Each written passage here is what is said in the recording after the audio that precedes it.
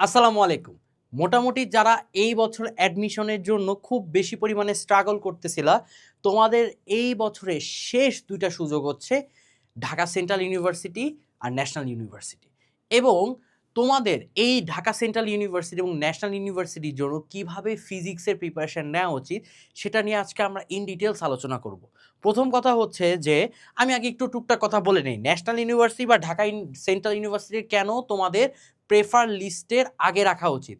দেখো, রিয়েলিটি একটা কথা হচ্ছে যে তোমার আব্বু বা তোমার ফিনান্সিয়াল অবস্থা যদি বেশি ভালো থাকে, তাহলে তুমি হচ্ছে ব্র্যাক, নর্থ সাউথ বা এগুলোর জন্য হচ্ছে সুন্দর মতো অ্যাপ্রোচ করতে পারো ইস্ট ওয়েস্ট।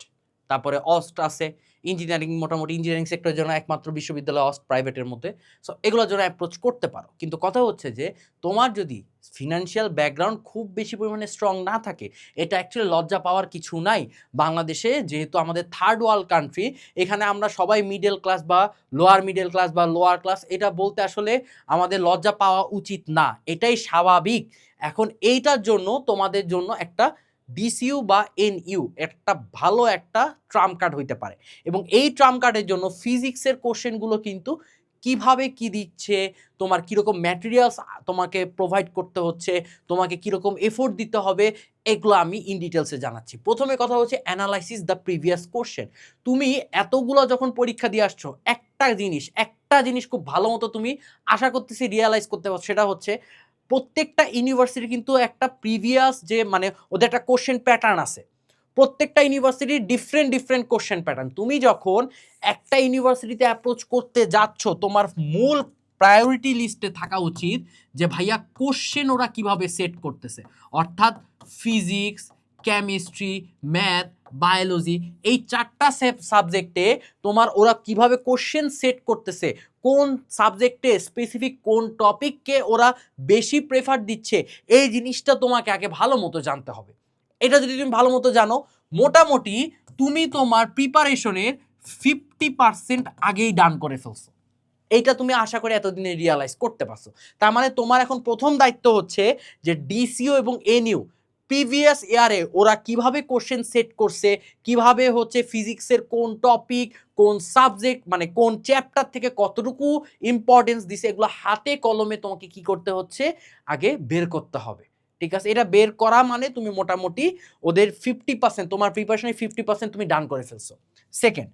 সেকেন্ডে আমি বলছি যে এইচএসসি একাডেমিক ওভারল্যাপ, এটার আসলে মিনিংটা কি।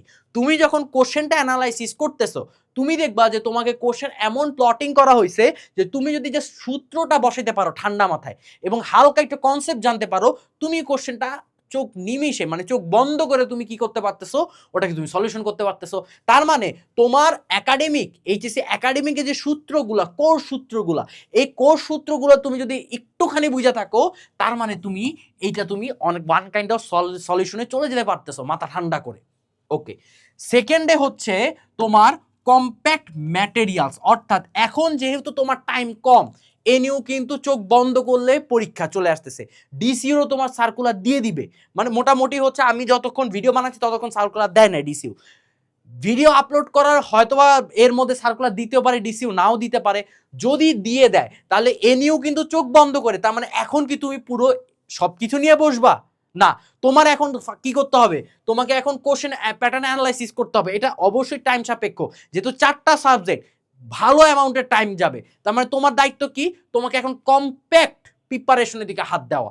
Second, HSC overlap. তোমার যদি কোনো স্পেসিফিক চ্যাপ্টারে প্রিপারেশন নাই থাকতে পারে, গ্যাপ থাকতে পারে, তো এখন তুমি কি করবা, তুমি কি এখন 6 ঘন্টা 7 ঘন্টা বসে বসে ক্লাস করবা? এটাকে আদৌ ভিজিবল মনে হচ্ছে, ফিজিবল মনে হচ্ছে না, এটা কিন্তু ফিজিবল মনে হচ্ছে না। তাহলে তোমাকে কি করতে হবে, একটা কম্প্যাক্ট একটা ম্যাটেরিয়ালসের দিকে হাত দিতে হচ্ছে। তাহলে কম্প্যাক্ট ম্যাটেরিয়াল কি হইতে পারে, তুমি চাইলে আমাদের ডিসিউ বা এনইউর কম্বো যে প্যাক, এটা নিতে পারো। সুবিধাটা কি, প্রথম কথা, এখানে আমরা এমনভাবেই তোমাকে প্র্যাকটিস করাইছি তোমার যাতে প্রিভিয়াস ইয়ার প্লাস এই ইয়ার, রিসেন্ট ইয়ারে ওই কোশ্চেনকে মাথায় রেখে কিন্তু আমরা সেট করছি সব কিছু, পুরো কোর্সটা এইভাবে সেট করা। সেকেন্ড, তোমার যদি কোনো কিছু গ্যাপও থাকে, তোমার যদি ভাইয়া কোনো কিছু গ্যাপ থাকে, ওই কোশ্চেন অ্যানালাইসিস, কোশ্চেন সলভের মাধ্যমেই কিন্তু তুমি সুন্দর মতো ওটাকে ওভারকাম করতে পারো চাইলে। বুঝতে পারছো, ওটাকে চাইলেই তুমি ওভারকাম করতে পারো। তার মানে এখান থেকে তোমার একটা সুবিধা হচ্ছে কি, একে তো তোমাকে কোশ্চেন অ্যানালাইসিস করা লাগতেছে না, যেটা আমরাই করে দিছি। সেকেন্ডে হচ্ছে তোমার যদি কোনো কিছু গ্যাপ থাকে, 6 ঘন্টা 7 ঘন্টা ক্লাস না করে আমরা ওই অ্যানালাইসিসের সাপেক্ষে ওই গ্যাপটাকে তোমাকে ফুলফিল করে তোমাকে সুন্দর মতো পরীক্ষায় বসতে সাহায্য করতেছি। তার মানে চাইলে তুমি আমাদের এই জিনিসটা দেখতে পারো, ঠিক আছে। তারপরে হচ্ছে প্র্যাকটিস মোর অ্যান্ড মোর। আমার মোটামুটি যারা ক্লাস করছেন, ঢাবির কোর্সে যারা অ্যাড ছিলেন, তারা মোটামুটি আমার চেহারা চেনার কথা। ঢাবির কোর্সে নিছিলাম, মোটামুটি প্রত্যেকটা বিশ্ববিদ্যালয় কোর্সে কোনো না কোনোভাবে আমি ক্লাস নিছি। প্রত্যেকটা ক্লাসের, বিলিভ ইট অর নট, প্রত্যেকটা ক্লাসের শেষে গিয়ে আমি বলছি এই ক্লাস করার পরে আপনি যদি সুন্দর মতো রেখে দেন তাহলে এই ক্লাসের কোনোই গুরুত্ব নাই, কোনোই গুরুত্ব নেই। আপনাকে কি করতে হবে, এই ক্লাসটা শেষ করছেন, শেষ করার সাথে সাথে আপনার হাতে যে ম্যাটেরিয়ালসটা আছে এই ম্যাটেরিয়ালসটা হচ্ছে এখন প্র্যাকটিস করতে হবে।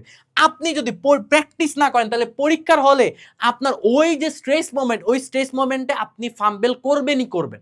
তার মানে সব কথার এক কথা, তোমাকে প্র্যাকটিস করতে হবে। প্র্যাকটিস ছাড়া তুমি ভুল করার চান্স 100% করবাই।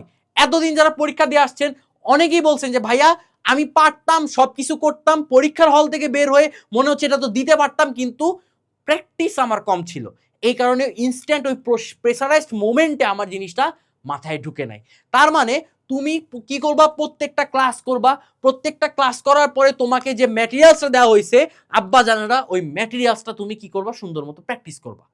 এখনো যদি তুমি করো যে এনইউ বা ডিসিউর জন্য এখনো যদি তুমি ফোকাস রেখে এখনো তুমি যদি প্র্যাকটিস করতে পারো, এইখানে চান্স পাওয়া অনেক অনেক বেশি পরিমাণে সুইটেবল হয়ে যাবে তোমার জন্য, ঠিক আছে।